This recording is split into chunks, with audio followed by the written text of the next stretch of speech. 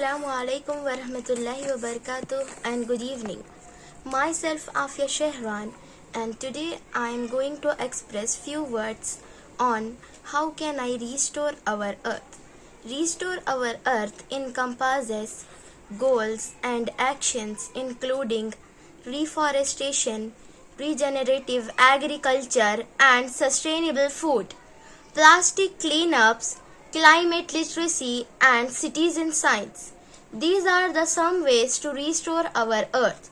Firstly, practice the 5 R's: refuse, reduce, reuse, repurpose and recycle. Then, educate.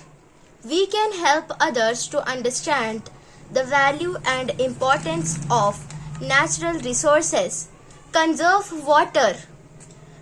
Use less water and save the rainwater. Shop wisely. Use less plastic and bring a reusable shopping bag. Don't send chemicals into our waterways. Save electricity. Turn off the fans and lights when there is no use of them. Plant a tree for clean air.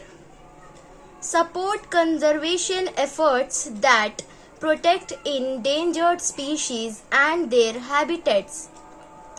Participate in or donate to organizations that dedicated to wildlife conservation.